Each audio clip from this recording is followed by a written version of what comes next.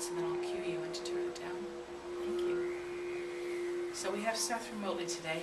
Just listen to his ditch as we get settled in.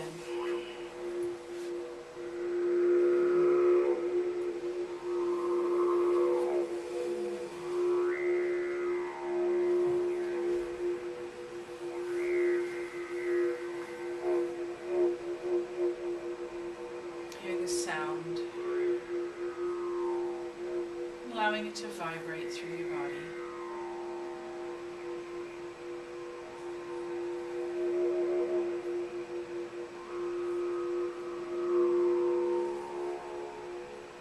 Our bodies are resonant beings.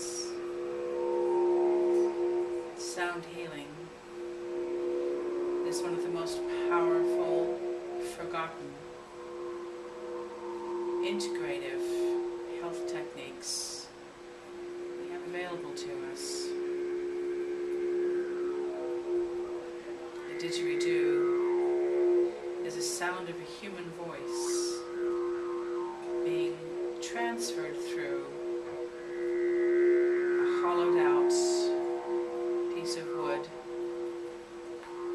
symbolizing the union between the physical world and the plant world. Attesting to the healing relationship between humans and plants.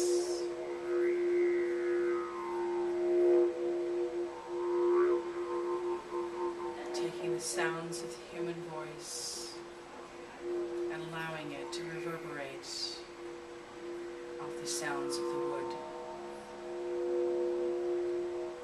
Letting that permeate into your body.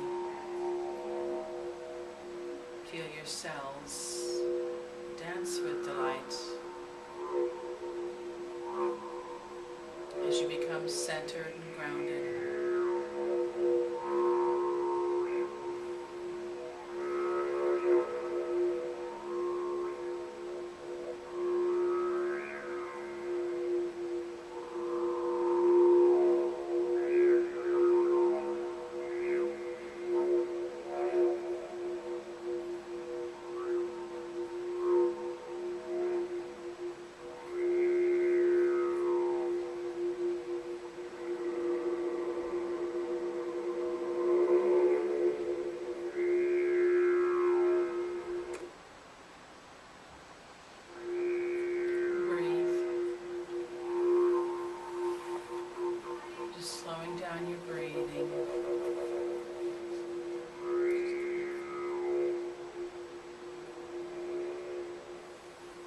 Yourself relaxing with every breath.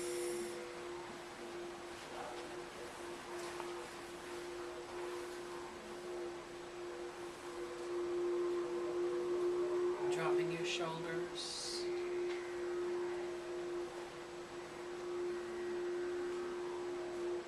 And feeling your breath slowing down. With each breath, feel your shoulders relaxing. Back slightly arching, chin tucked, crown chakra pointing up to the ceiling.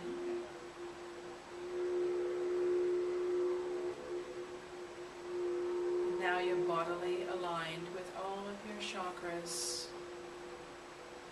spinning beautifully, gracefully, with whole colors.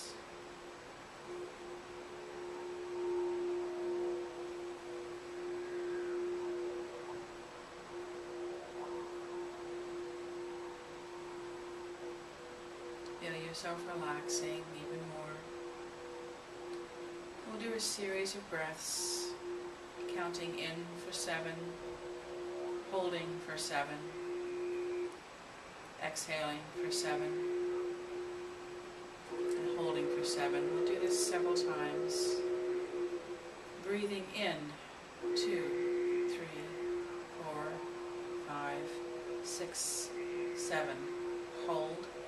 2, 3, 4, 5, 6, 7.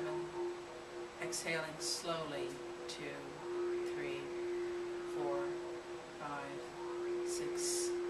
7, hold the empty, 2, 3, 4, 5, 6, 7, and in.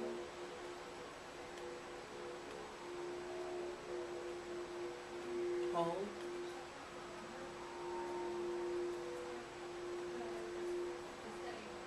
Exhaling.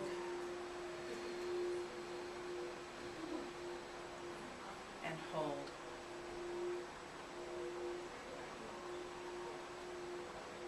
And in.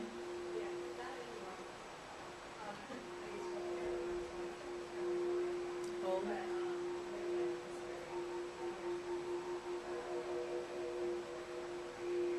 And exhale.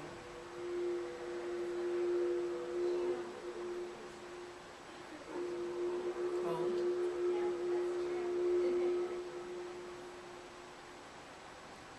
Last time in. Hold.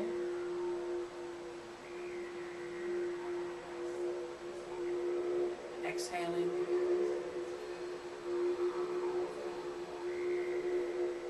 Hold. And resume your breathing normally. Picture that beautiful ball of white light at the center of your chest.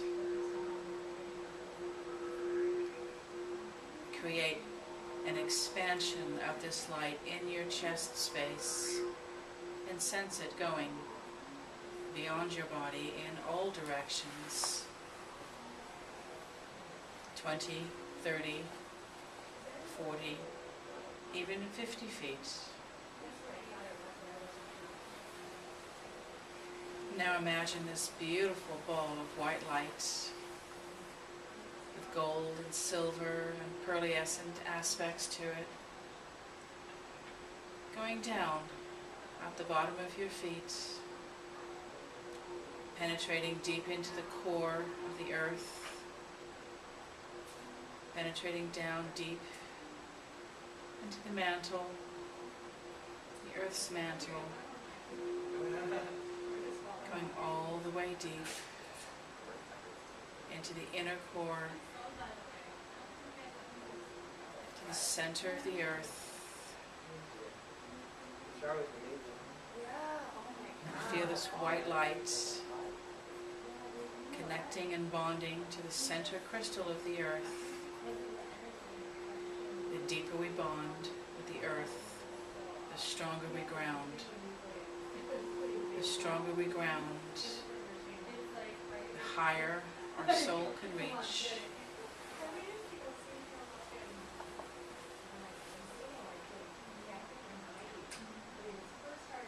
Deepening the grounding, deepening the grounding, feeling connected to the earth.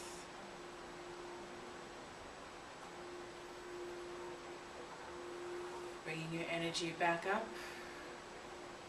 from the earth into your feet, coming back up to your heart space energy.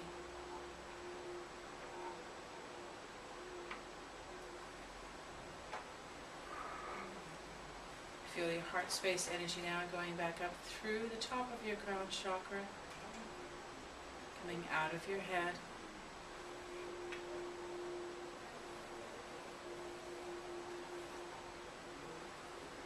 going all the way up through the roof of the building, into the Earth's atmosphere, into our own star system, reaching out beyond our own star system, into all of the ones beyond ours, deep into the galaxy. Feel the energy of your body expanding into the light, feeling lighter, feeling brighter, feeling clearer, sensing that connection,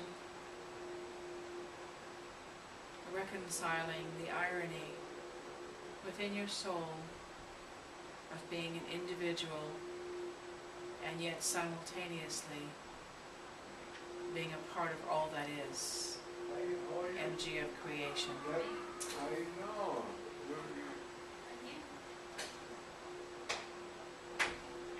Feeling the energy of both.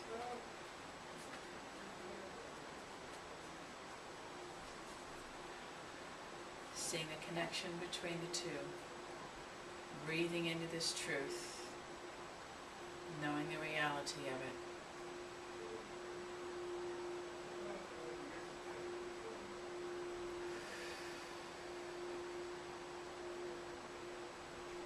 And as we do our blessing for Mother Earth, putting your hands out in front of you,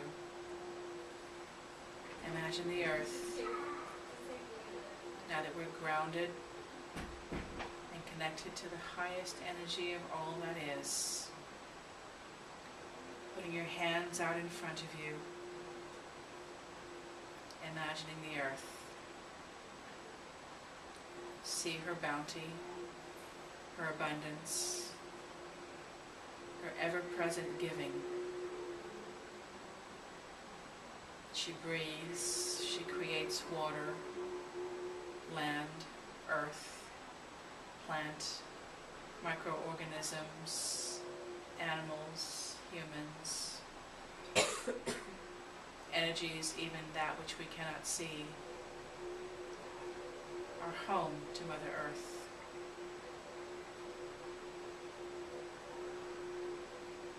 See her skies clear, her waters bright, her forests green, her animals grazing, people living side by side in harmony, with enough food and water and resources to go around for everyone, being processed organically and cleanly. And in the words of Lao Tse, the 6th century Chinese philosopher, if there is to be world peace, there must be peace in the nations. If there is peace in the nations, there must be peace in the cities.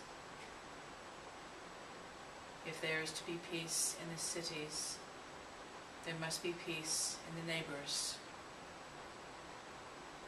If there is to be peace in the neighbors, there must be peace in the home.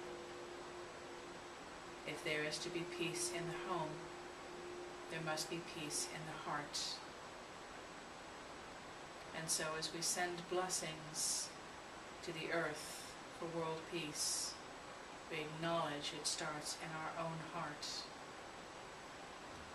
And as we say our prayer to the earth, that may all living beings of creation live in peace, love, and joy, said in the sacred Sanskrit of Loka Samasta Sukhino Bhavantu. I'm repeating Kirtan style. Loka Samasta Sukhino Bhavantu. Loka Samasta Sukhino Bhavantu. Loka Samasta Sukhino Bhavantu. And so it is. Placing your hands on your heart. It doesn't matter left over right, right over left. Whatever is most natural to you. One hand gives, the other receives. Your dominant hand gives, your non-dominant hand receives. As we honor the sacred and important act of giving and receiving love to ourselves, feeling our self-esteem, our own self-worth, our own sense of self-respect, self-honoring, true and complete, wholehearted love of self. Only then do we have peace in our hearts. And when we have peace in our hearts, we have peace in our homes, and in our neighbors, and in our cities, and in our nations, and in our world, and then in our galaxies. We understand sometimes the difficulty and the pain of witnessing all of that which is not at peace. And we can sometimes feel a victim of it, a sense of confusion and loss and feeling of being out of control. The only way to surpass these feelings is to give and receive love to our own self and create that peace. For this feeling is a higher vibration over anything else that surrounds us. The lower vibration will always seek the higher vibration. Having this within yourself allows our own lower vibrations to escape and be released. As we do this, the law of attraction works to our benefit. Those that wish the higher vibration will seek those that have it, emulate it, transfer it, create it among themselves. It is our divine right and our divine responsibility to create this higher vibration feeling within ourselves through the act of giving and receiving love to ourselves. This is not selfishness. This is, on the contrary, the greatest act we can do to be of service to the universe, to God, Allah, Great Spirit, energy of all that is, whatever name or word or feeling resonates with you, that aspires you to embrace the energy that is within you and yet is within everyone else and is greater than our own self. This energy is sometimes a mystery. Embrace the mystery. Allow the journey to unfold before you. There may or may not always be direct answers to the many questions of the heart. There may or may not always be the revelations we so desperately seek in times of need. We can only trust that which comes to us and through us from divine inspiration and enjoy the journey of the discovery along the way, trusting always that we live in a safe universe, that no true harm can come to our soul. Understanding that the human nature, the physical being, is about survival, and so it fears anything that threatens its survival. But we are so much more than the physical body. We have a vast, magnificent network of souls and intelligence that work together far beyond the physical. This is the nature of who we truly are and what we truly are. We are beings of light. From time to time in physical incarnations, we can forget we are light and embrace a darkness. And the truth of the universe is, there is no such thing as darkness, only light that has forgotten its light and temporarily believes it's dark. Breathing all of this in. Your personal sovereignty, intact and complete as always. Take only that knowledge that resonates with your soul, gracefully discarding anything that cannot ring true with you in this moment. Take what is yours, take it into your heart. See the divine being of light that you are. The stronger you shine your light, the more peace in your heart, the more peace in the universe. And that is the truth of the universe. Breathing and relaxing. back into the room.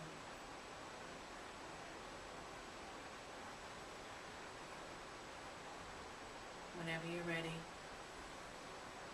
gently and slowly open your eyes and come back present. Take as long as you want.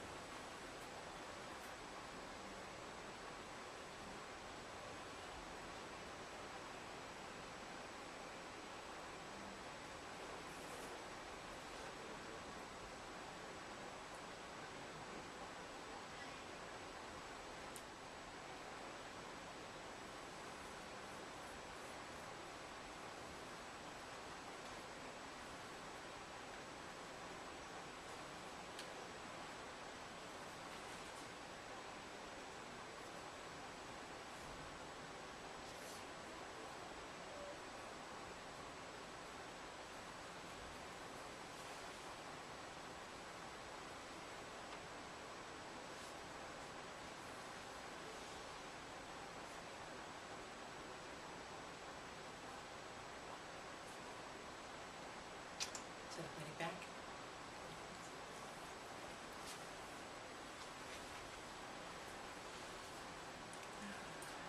I hope you all had a wonderful Thanksgiving with your friends and family. Audubon and I drove up north to my mother's house in Northern California.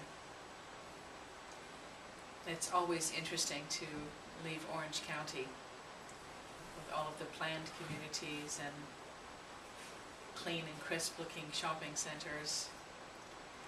As you go through Los Angeles, it's a completely different world. And then as you leave Los Angeles into the nature of the Angeles National Forest, coming into the Grapevine and then driving up the Great Central Valley, which either side of you for miles is flat farmlands. Getting up to the northern part of the valley into where the ranchers are and seeing all of the thousands and thousands of cows grazing and that lovely smell of manure as you pass. It inspired me to talk to you today because we go into our grocery stores and we see all of our food and it's in neat little styrofoam packages and a piece of meat that's cut there with saran wrap around it. And we oftentimes don't appreciate the energy that it goes into getting that little piece of meat in the grocery store. And I didn't have my topic today. I looked at the interfaith calendar and there wasn't a whole lot going on this weekend, and we really talked about Thanksgiving last weekend as a pre-topic. And as I asked what my topic was today, I was asked to talk to you about toxins. Toxins that are in the air, toxins that can be in our food, toxins that can be energetic, toxins that can be in relationships. And as I started doing some work on the internet, I'm always guided to the right sites. And the first thing that I was guided to was several sites where my guides wanted to share some of the things that most of you probably already know about because we are a more self-aware group. But just for the sake of reminder, the toxins that can be in the food that we eat. And I'm being guided to ask you to avoid things like microwaving your food because of the radiation that comes in it. Canned foods and packaged and frozen foods that have all kinds of cancerous preservatives in them. Foods that are deli, salami, sausage, bologna, bacon, they have nitrates in them to keep them having a longer shelf life. These are also cancerous. Any kind of food that has sulfates in it, aspartame. Audubon and I have been watching this program called The Corporation on Netflix, and it's talking about all the different American corporations and how the whole structure is they have the freedom of human beings but not the accountability with the aspect of their limited liability. And I don't want this to sound like a naysayer kind of session, but my guides are asking us to remember that we have personal sovereignty, and for us to become aware and awake of the things that we do, the people that we talk with, the food and the water and the drinks that we ingest, and that we start looking at the potential for us blindly taking in toxins that cause our vibration to lower and our veil to thicken and our remembering of who we are to become more elusive. And that lower vibrational toxins, whether it's relationship, pollutants, or food, lower our vibration because those toxins only seek that which is equal to it. And if you have lower vibrational emotions, then you will naturally seek those things that are equal to that vibration. And it doesn't matter from which side you increase the vibrations, whether you make a conscious effort to avoid toxic relationships, food, and atmospheres. As you remove those toxins, your own emotional vibration goes up, or you can choose to increase your emotional vibration and become disinterested naturally in the things that are toxic levels below it, or approach it from both sides. I had a wonderful reading last weekend from Cassandra Van Sant. I choose my healers very carefully, and she was the lady that I worked with. And one of the questions I always ask my guides is, when am I going to get this weight off? What do I need to do to get this weight off? This is the bane of my existence. This is the thing that is only left in my life, the thing that makes me unhappy. And they've told me this before, but it never went in on the level it went in on the last weekend, was while I judge myself, I can never escape the lower toxic vibrations of that judgment that actually keep me there. And so there's a catch-22, that it is the self-judgment that keeps me there, and getting out of the self-judgment is the only thing that releases me. For me, that's my weight. And I've always known that, not always, but in the last year or so, I've began to understand that we have all of these things around us that remind us of yet what we have to work on. Whether it's a toxic relationship with a mother, or with a coworker, or with habits that we have, smoking, drinking, gambling, whatever it is. While those things exist, they themselves are not that which is wrong. It is the self-judgment and the lack of self-love that creates those, and they are only the reflections of what we have to work inside. And so I came to recognize that for me, my weight is my reflection of the fact that I still have self-judgment. And when you talk about self-judgment, it's kind of like if you've never taken a higher level math. So you could talk to me about algebra and geometry and I would have a basic understanding, but if you talk to me about trigonometry, which I never took, I would kind of have a deer in the headlights expression. I understand basically what it does and why we have it, but because I've never gone in there and done the calculations and understood it, its methodology wouldn't resonate with me. And so when we talk about self-judgment and self-love, if you haven't done the work to go in there and understand what it really feels like, and gone in and done a lot of self-awareness and gotten very familiar with the workings of self-judgment, someone can say that to you and it kind of, you understand the word, but until you really get in there and explore it and understand what it feels like and become recognizing of when it's happening. We do it so often we don't even recognize we're doing it. It's like breathing air. And I say the words getting into self-love instead of self-judgment. It's like that sounds good and we nod our heads, but we're really, until we get deeper into it and really start exploring